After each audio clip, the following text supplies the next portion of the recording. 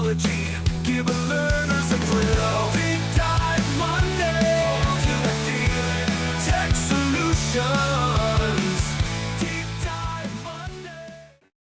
Welcome everyone to Deep Dive Monday. Today we're going to look at creating interactive games using Canva with myself, Debbie Pingle, and Valentin Guerra. So welcome, and we're glad you're joining us today, and hope you have some fun learning how to create these games for your students. If you haven't registered, please do so. The session number is 415570. You can check in with remote check-in code PSJA Tech, and the link to that is in the chat. If you have questions, just please ask those questions in the chat, and we will try to answer all of those before the end of the session. Have fun, and let's get started. Today, by the end of this lesson, you're going to be able to design and create your own interactive clickable games that the students can play in Canva's Learn Grid and code features. You'll also be able to design these yourself. So hopefully you'll have fun doing that. This is a lot of information. I'm not going to read it all, but this is Canva Learn Grid is designed to bring all their education curriculum together into one spot. So it's easier to find. It has AI generated content in one platform, and it just makes it easier for us to find the educational material. There's AI-powered lesson generation, customizable templates, interactive tools. There's global access where you can be shared from anywhere you are with your students, and workflow management for teachers, managing their assignments and the classroom sessions and that type of thing in Canva. So we're not going to cover maybe all of that today, but we're going to look at the interactive part on creating some games. I'm just going to run through these slides real quick. It's more of a reference for you to come back to later if you need a step-by-step, but I am going to go live into Canva, and so we can go over how these features work. So first, you're just going to simply go to Canva. If you go to My Apps, you're going to click on your Canva app and get in. And then you're going to click on the little home symbol. Most of the times it does take you to the home, but just in case you're in a different part of Canva, that if you go home, it will be easier to find than the Learn Grid. And the Learn Grid is this little pink circle with the book. Once you click on that, you're going to get some learning resources where you can sort by your grade level, by your content. You can put in the search what you're looking for. You can put your subject, and you can even find your objectives, since we're in the state of Texas, and you're going to select that here as well. And we'll go through that as we get live in just a minute. Then you're going to select the Learn Grid again if you want to see just templates. So you can kind of double click the Learn Grid and get into that area. What is Learn Grid? Like I said, it gives you some all the educational tools in one spot. Here I was searching for an even and odd interactivity for teaching even and odd numbers for second grade students. And I was given a little one, and we're going to show that live. And I also can do some other ones like categorize it, match A and B, multiple choice, mixed review. It kind of gives you some ideas of maybe some other activities that you can do that might match with your even and odd. And then here is where you can actually view the game and play it. You're going to customize it and publish it yourself to then share with your students. I will share the slides with you, and there is a link here to kind of go to the one that we will create. So I'm going to go into Canva right now. Oh, I did have one more slide just to show you real quick, and that's creating your own, which we will look at that as well. So I'm going to come to My Apps, and you're going to click on your Canva app.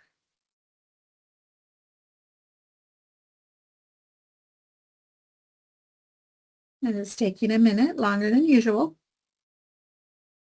And I'm already here at the home, which most of the times it does take you right to home, but just in case you want to come back to home. And that's why it's easy to find the Learn Grid. So right now it's right here. I'm going to click on that. And here you can see that little section, little picture I had on the slide, a lot bigger. So here you can browse by subject. If you want to go to subject right away, you can create some different activities with AI, like worksheets, interactive games right here. So I could go straight there if I wanted to. I can go to whiteboards. It gives you some what's new in Canva. And there's sometimes a little arrow here to the right, so you can browse through at all the things that are new. Like here, there's no other arrow, so there's no more topics to look at there. There's learning resources. And you can go down and scroll and see lots of other different things. But since we are making games, I'm just going to look for an interactive game for even and odd numbers. And of course, I spelled interactive right, but that's good that we have spell check. And then here, I'm in Texas, and you can select any state, but we want to stay with Texas. I'm going to do this for second grade. It is one of the second grade objectives. And then I'm going to look for math. And you can see as I'm selecting the different categories, this stuff down here kind of changes. And then here, I'm going to look for the even and odd objective. There's only one, so I'm going to select that one. So right away, it gives me a digital worksheet I can check out. It gives me a printable worksheet I can check out, and it gives me a game. And since I want an interactive game, I'm going to look at the game that it's giving us. And then it gives us some other resources where we could create our own with AI though. So here is the resource, Pet Party Even and Odd Quiz. So I'm going to customize this myself so I can check it out and see if this is what I like. And you can just type in your name or a sample name, as you're going to sample what it and go through what the activity looks like. So here, it just gives you has a student question. It tells you there's 1 out of 8 questions. You have 12 goldfish crackers. Can you split them into 2 equal groups for the party bags? Yes. Even 2 groups of 6? No. Odd, 1 is left over? Yes. Odd, 2 groups of 6? No. Even. They can't be paired.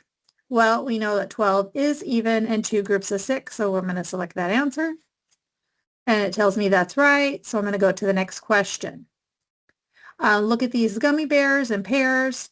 There are 9 gummy bears. Is 9 even or odd? Well, we know it's odd, but we're going to check even just to see what happens. Oh, that's not quite right. 1 gummy bear is left over. So it does give you a little correction on if you're not correct. So you can kind of go through all of those if you'd like. And there's not too many editing options that you can do. You can really not edit a whole lot, and if you're really good with coding, you can do some more coding, and Valentine's going to go over the code part with you a little bit more. I'm not going to go over that because I have no idea on coding. And then the data part is here. So I really haven't played around with editing too much because the game I liked just fine. So if I like that game, and I'm not going to go through the rest of it, I'm going to start over. I can publish this it's a website activity. So I'm going to go ahead and publish it. I'm going kind of quick because we only have 30 minutes and I have only 5 minutes left before I have to turn things over to Valentine. So if you do have questions at any time, just let us know. And also reach out to either Valentine or I, and we're very happy to help you with any of this. So now I have my website, and I can view the website, and I can share that now with my students. I can copy the URL right here, and I can share that with my students in my Google Classroom, and they're able to play this little game. So it's super fast and easy to make that little activity. So I'm going to close out of that activity. So it's just that easy with finding that information and getting an activity that's interactive. Now, if I want to create my own, I can come down here and I like categorize it because a category is, you're doing, is it an even number or odd number? So I'm going to create another activity doing categorizing. And I'm going to select here Texas, second grade math, and it already kept my objective that I wanted. So I'm just going to create another activity for even and odd numbers. And it does take a minute or so, depending on the length of your activity. It will take a little bit of time to generate. But you can pretty much use any topic, any subject. The Texas TEKs are already there for you. So it makes it very simple. And then it's easy just to share that link with your students in the Google Classroom, and then they can start having fun and learning with the activity. Now, if you want, you can assign to a Canva class. That gets a little more challenging, but it is also a possibility if you don't want them just to have the link in their Google Classroom. Why that is calculating, I'm just going to go to the one that's taking a little bit longer that I had created here. And this was the even and odd matching. And so it gave me some numbers here that I just have to categorize, even and odd. And let's say I'll make a couple mistakes just so we can see what the reaction is. And so it even turns that one red. That's not correct, so we can try again. So now we can check our answers and we can reset and try again. Now, what if you want them to have more than 10 to try?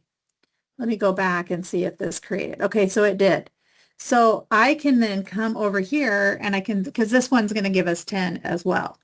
Please give me 20 numbers for more practice. Or maybe if I just wanted 15. So then it will update and it will give me now 20 numbers instead of the 10. So you can tweak it a little bit. If you see something that you don't like in the activity or you want to change, you can actually come over here to the left-hand side and have it change that. So now I have more numbers for more practice. So it's just that easy using the Canva, the Learn Grid.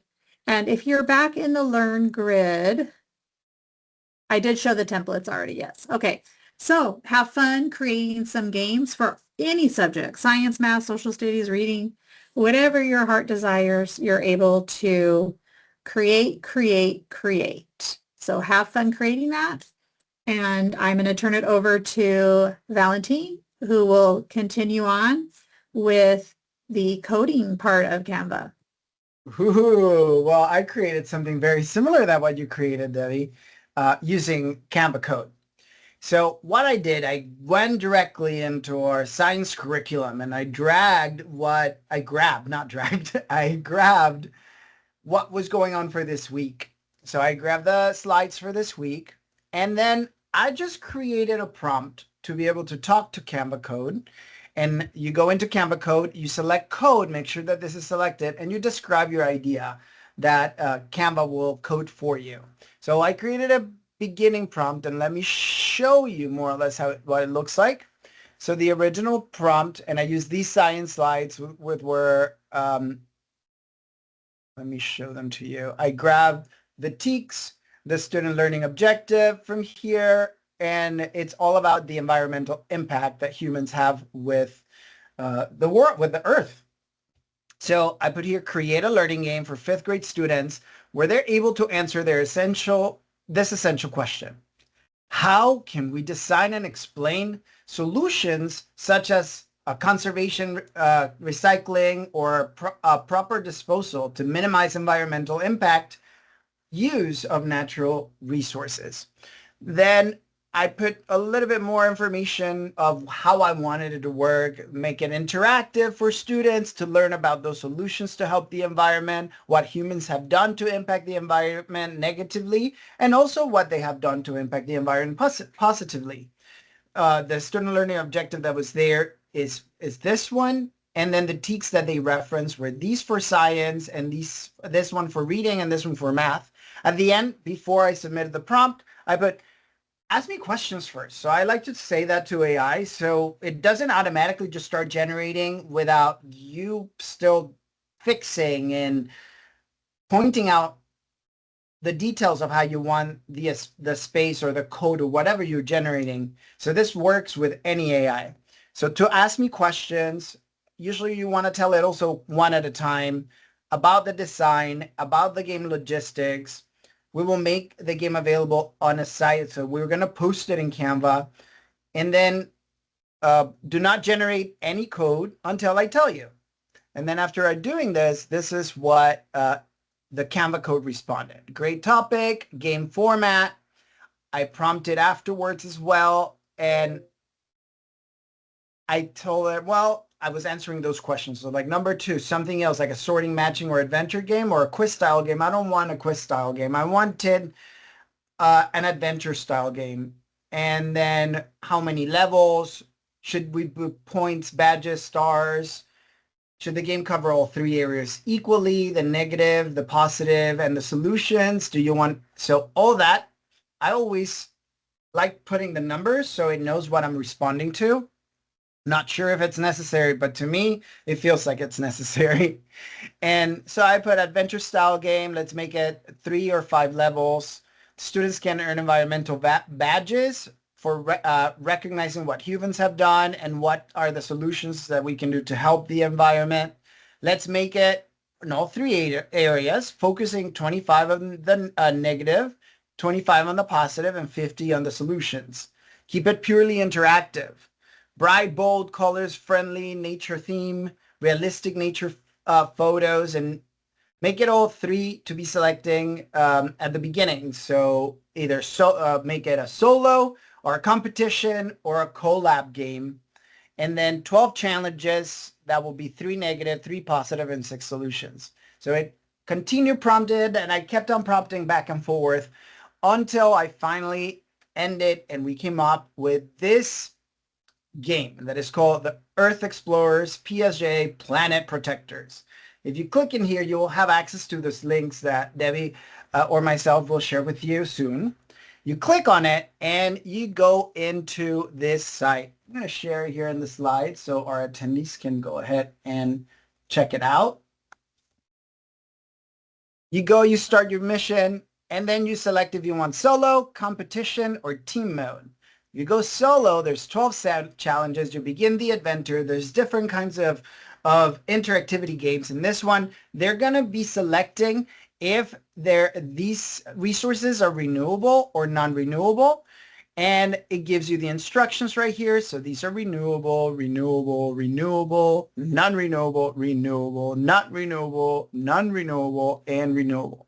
So you check your answers, it tells you if it's correct, and then it gives you an explanation about it. It continues on, it gives you your first badge, your Resource Ranger gold badge. Continue, and now you're going to have to pair up.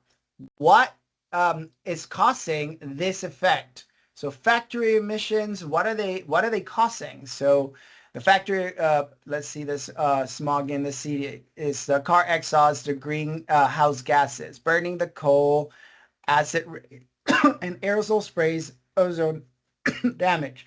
Now, if you would have done it incorrectly, it will tell you, and it will give you another try to do it, and it will tell you what are the correct answers. And this one is just an ABC question.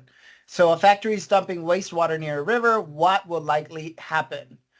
A fish will adapt quickly. Water becomes toxic. The river will clean itself. So if I put not the correct one, it says try again. It's water becomes toxic. That is a correct one. And then you get your water watchdog badge. You continue on. It keeps on changing of the types of questioning until the student finishes. I told it to make 15 questions because they're pretty quick and simple to do. But if you can always prompt and tell it how many questions you want in there, how many challenges, and then it makes it interactive. You can even tell it to add some images per question to generate it. And these will be the same games over and over again. So it's kind of like it creates a question bank and it continues. There are other resources that we've used also to create like escape games that will generate questions on the fly. So that's actually pretty cool too. And let's keep on going. Let's see. A community plants trees after a wildfire. What benefit does this create? So planting trees, is it going to provide animal habitats? Only makes the area look nice. Trees grow slowly to help. It only helps birds. So if you click the not quite try again. Once you click the correct one, it will give you the correct answer. And I believe that if you click the wrong one twice, it will just not give you the badge. So now you're at achieving level 2, and you start, and it starts also with the selection and putting what will help the ocean and what will hurt the ocean life, like overfishing hurts, bottom trawling hurts, chemical runoff hurts, beach cleanups help, help, help, help, and dumping oil is hurts. You get the Ocean Guardian, and then let's see, solar panels will help you with clean electricity, electric buses, fewer car emissions, planting trees absorbing CO2, wind turbines, less coal burning. Oh, I got it correct. And now we're at level 3. Click to select 3 options you think are best. A local park is threatened by development. Pick the 3 best actions.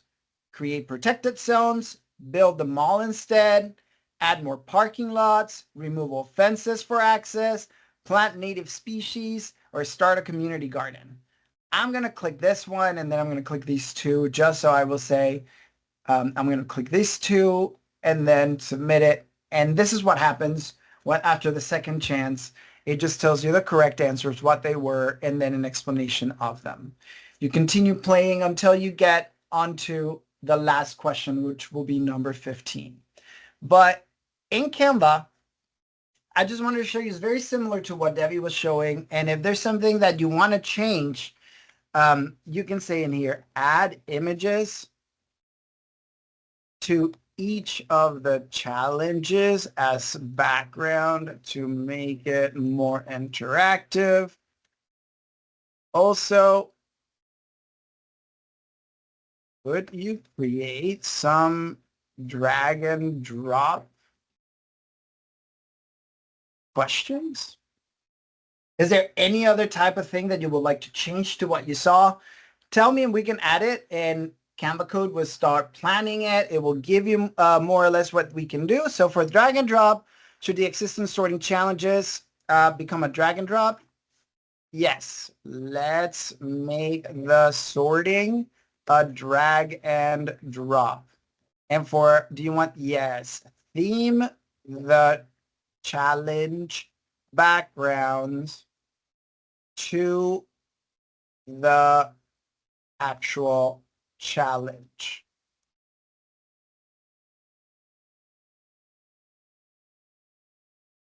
And it starts thinking, and it will continue generating, and it will code for you. I'm not sure if it will actually do the code until I tell it to code, because that was one of the instructions that I give it from the beginning. So we'll just check right now what it's doing on the planning. And again, like Debbie said, if you have any questions, feel free to reach out to us. We are here to support you to create more engaging educational activities for your students. Whereas this coding, where it is with the learning activities that Debbie just showed us, or any edtech tools, the 4 of us, Maribel and Memo with secondary, Debbie and myself for elementary, are happy to assist and support. All right, so it's building up the app again. Hey, Val, real quick. I know some teachers might ask you, like, well, where's all this data going? You can always tell it to make it where it enters the student names at the participant, so they can collect a grade or something from it. I actually had started with collecting the student names, but I wasn't doing anything with the data. I wasn't putting it in a spreadsheet or anything. And since I just wanted them to practice and have some fun, I remove I had campus and and student name at it, but I took it out just so they can play it and just for the purpose of showing it off. But if you do want to create and keep that data, what the students are responding, just like Mem was saying, you can add a sheet in Canva itself, and it will save it into a Canva sheet where you can access those responses and check out what your students are responding. Yes, that's what makes it real cool. I know that was one of the questions that we were asked if the data was able to collect, and we told them yes. Mm-hmm.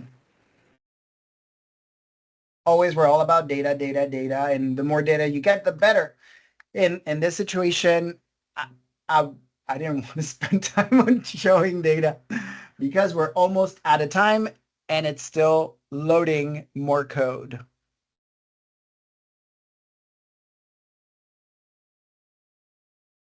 Maribel, do you have any questions?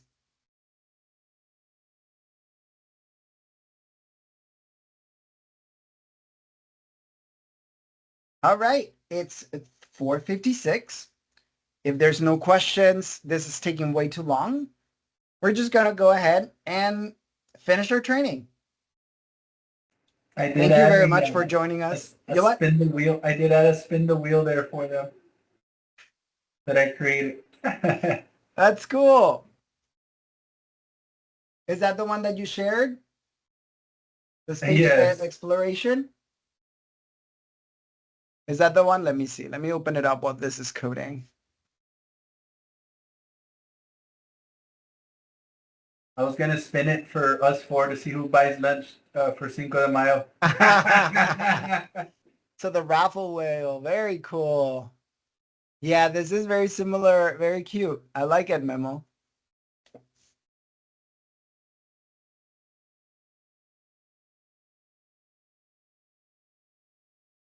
Let's see who's gonna buy. I think who's gonna win.